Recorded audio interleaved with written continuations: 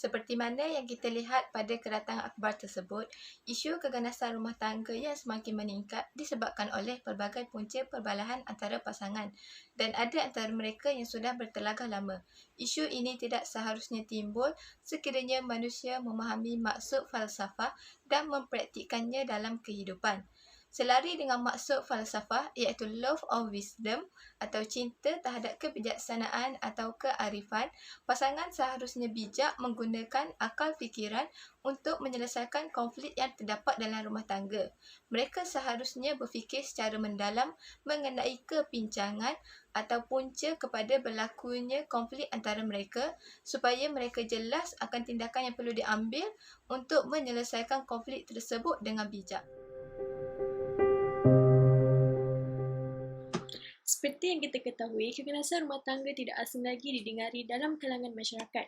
Terdapat banyak erti daripada perkataan keganasan rumah tangga di mana ia boleh bermaksud mencederakan secara fizikal, memaksa melakukan perbuatan seksual, merosakkan harta dengan niat menyebabkan kesedihan dan sengaja meletakkan mangsa dalam ketakutan.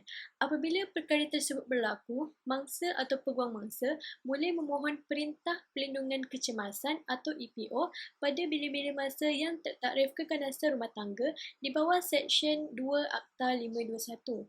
Oleh itu, kita boleh lihat di sini betapa pentingnya menjadi rakyat Malaysia yang berilmu pengetahuan di mana ia merupakan salah satu elemen penting dalam falsafah pendidikan kebangsaan. Seorang yang berilmu pengetahuan pasti tahu menempatkan diri mereka dengan betul untuk membezakan perkara yang baik dan buruk demi mengelakkan perkara yang tidak sepatutnya berlaku, apalagi sehingga menyakiti orang terdekat kita. Jelaslah bahawa sebagai rakyat Malaysia amat penting untuk kita menerapkan elemen-elemen yang terdapat dalam falsafah pendidikan kebangsaan.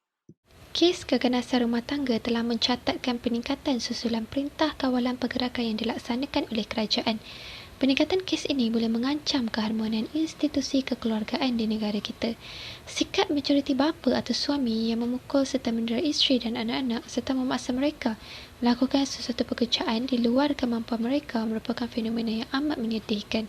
Oleh itu, sebagai langkah mengatasi, saya ingin mengaitkan isu ini dengan falsafah pendidikan kebangsaan.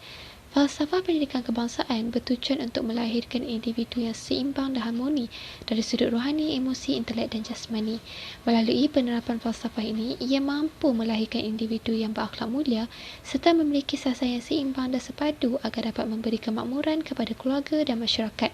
Malah dapat mengelakkan kelahiran individu yang tidak bertanggungjawab terhadap diri, keluarga dan masyarakat. Oleh itu, jelaslah betapa pentingnya penerapan falsafah pendidikan kebangsaan ini di peringkat sekolah agar dapat melahirkan individu yang seimbang dalam semua aspek tersebut serta berguna pada masa hadapan. Kehidupan kita dalam tempoh Perintah Kawalan Pergerakan PKP ini amat mencabarkan. Pelbagai dugaan dilalui bersama, namun isu yang paling ketara berlaku pada tempoh PKP ini adalah isu keganasan rumah tangga.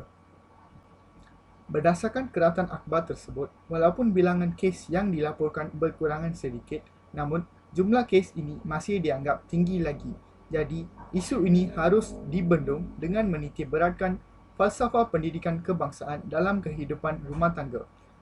Masyarakat haruslah berakhlak mulia dan memiliki sasar yang seimbang dan sepadu agar dapat menangani segala masalah yang timbul di rumah dengan tenang dan efektif. Pendidikan juga melahirkan insan yang seimbang dan berjiwa mulia dengan merangkumi jasmani, emosi, rohani dan intelek. Jerry. Masyarakat dapat mengambil tindakan yang sopan sekiranya berlaku pertelingkahan faham di rumah kerana akan mempunyai mentaliti untuk tidak membesarkan isu tersebut agar keadaan tidak menjadi lebih ketat. Maka, masyarakat harus mengawal emosi masing-masing dan wujudlah komuniti yang bebas daripada keganasan rumah tangga.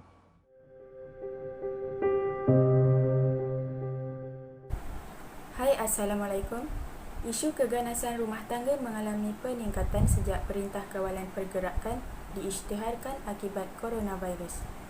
Pada pendapat saya, peningkatan isu ini boleh terjadi kerana kurangnya penghayatan agama dalam diri. Setiap agama menyeru penganutnya supaya sentiasa berkelakuan baik, terutama kepada ahli keluarga. Mereka seharusnya berbincang dengan baik untuk menyelesaikan sebarang masalah yang timbul supaya dapat mengelakkan perselisihan faham yang seterusnya boleh membawa kepada keganasan. Hal ini boleh dikaitkan dengan rukun negara yang pertama, iaitu kepercayaan kepada Tuhan, dan rukun negara yang kelima, kesopanan dan kesusilaan. Prinsip rukun negara ini jelas menunjukkan bahawa pentingnya berpegang teguh kepada agama serta mengamalkan nilai-nilai murni bagi membentuk peribadi akhlak yang mulia. Berdasarkan keratan akhbar tersebut, terdapat beberapa faktor yang boleh menyumbang kepada kes keganasan rumah tangga seperti cemburu, perselisihan faham, masalah kewangan dan sebagainya. Rukun negara yang ketiga iaitu keluhuran perlembagaan yang bermaksud ketinggian perlembagaan atau ketertinggian undang-undang dapat dikaitkan dalam kes ini. Melalui konsep ini, tiada institusi yang dapat mengatasi ketertinggian perlembagaan persekutuan dan sekaligus dapat dijadikan sebagai perlindungan kepada rakyat. Oleh itu, hak asasi rakyat telah disenaraikan di dalam bahagian 2 Perlembagaan Malaysia. Di antara contoh hak asasi rakyat adalah hak untuk hidup kebebasan dan keselamatan diri terjamin, bebas daripada diperhambakan dan berhak untuk menuntut keadilan di mahkamah. Justru, mangsa boleh mengambil tindakan undang-undang bagi membela diri mereka daripada terus menjadi mangsa keganasan rumah tangga. Selamat sejahtera semua.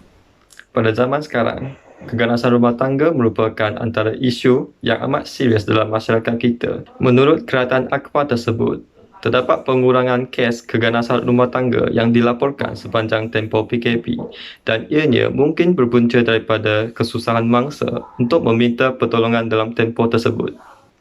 Oleh itu, untuk menangani masalah tersebut, kerajaan telah mengubah Akta Keganasan Rumah Tangga pada tahun 1994.